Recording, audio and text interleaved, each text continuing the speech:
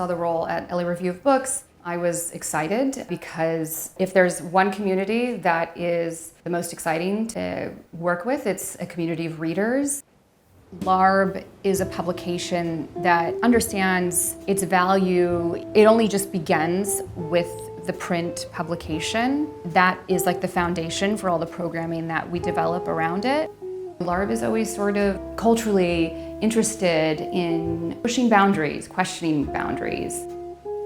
My name is Liz Dosta. I am the Membership and Development Manager for the Los Angeles Review of Books. I started a little less than a month ago, so I'm hoping that what I'm doing is really helping to elevate the membership program so that everyone can see how incredible the LARB community is and that they can join into and be a part of it.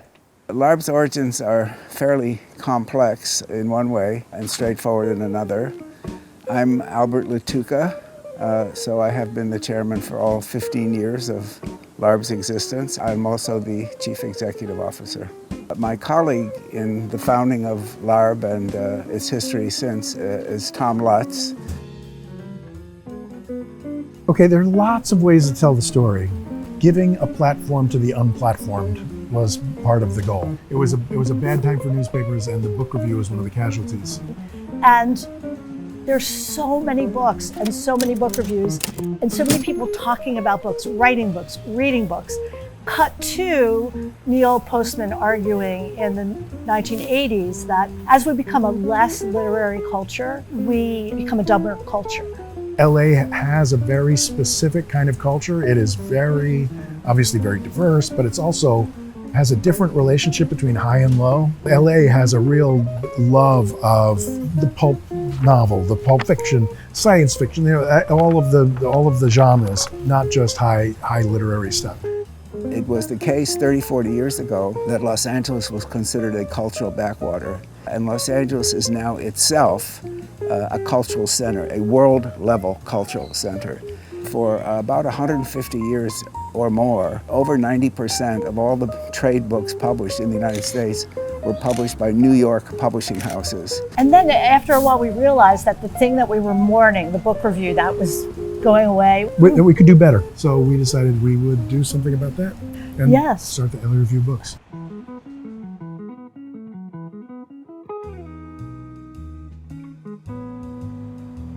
So the organization then was really so different than what it is now. The goals were, one, to support literary production and literary publishing and conversations around literature and books and make sure that those are happening. It sort of found itself as an institution and as a voice and as a publication. You can just read our pieces for free online. There's like no barrier to entry to that kind of like intellectual engagement, but I think we're still the same sort of small, scrappy publication that punches above its weight.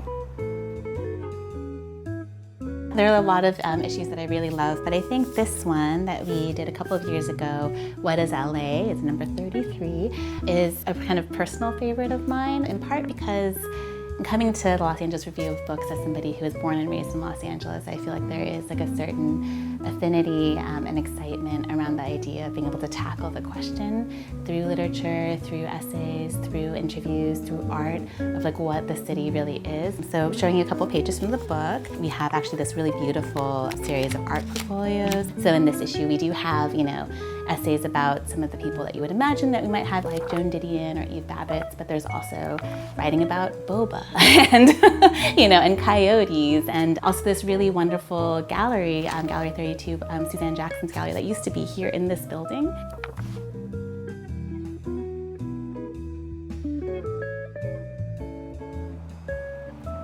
Because writing is so solitary, it's really important, I think, for people to find ways of connecting in person. The thing that I really love about my job is that, we get to create this literary community through events and getting people together in person, which is so important. We create a lot of different forums for people to get together around a shared love of literature and ideas.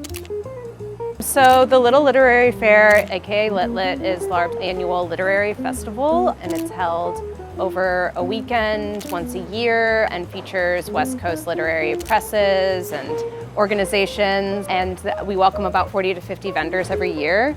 Lit actually first came out of an event that we did at the Publishing Workshop. In the very first iterations of the Publishing Workshop, we brought together like a panel of local independent publishers here in Los Angeles to do kind of a mini fair of sorts for our students. So beyond Lit and the Luminary dinners and our cocktails and conversation series, we also do like partnership events, we do launch readings, we do our editor salons for our members. I've seen a lot of change in how we work together as a team and the kinds of things that I think as our staff grows, we are able to take on, like expanding out the writing workshops that Lindsay's doing.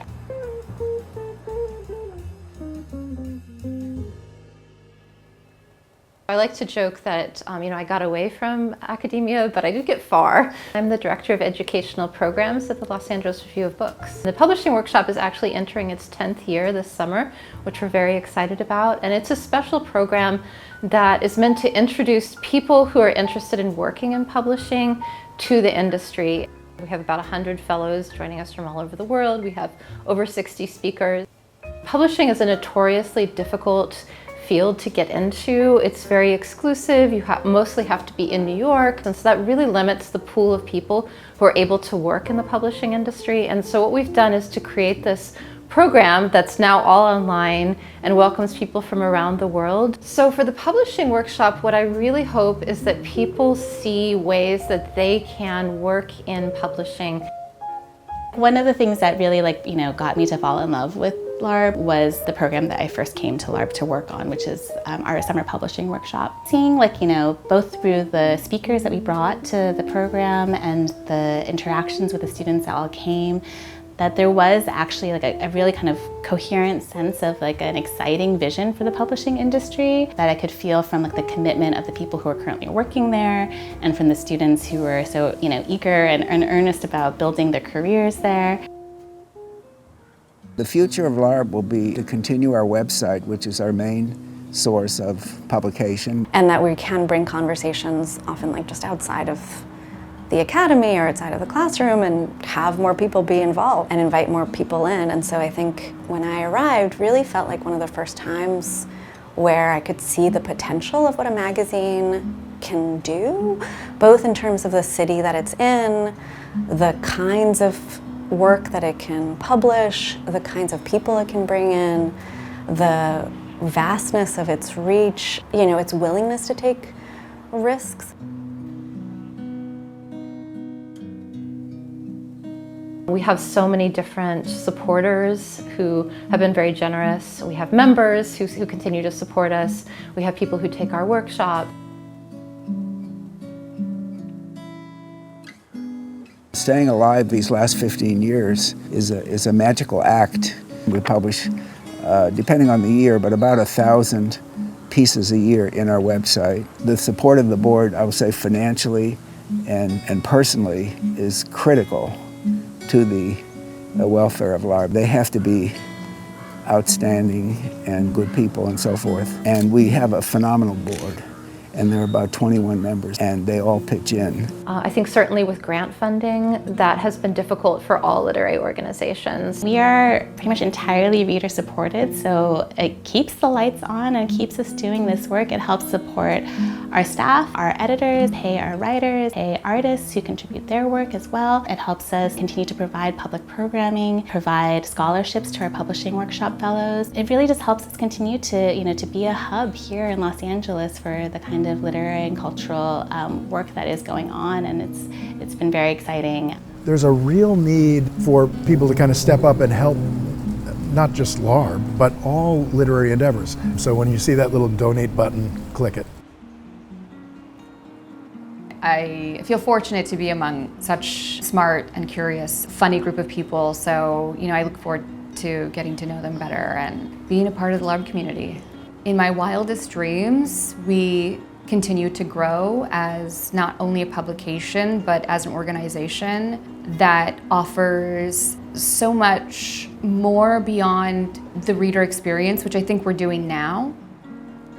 And I hope that we can continue to expand on that programming elevate those experiences, deepen those experiences for our members and our readers, and continue to invite more and more people to be a part of LARB and share in the conversation, because it's about making this conversation accessible to anybody who has had a thought.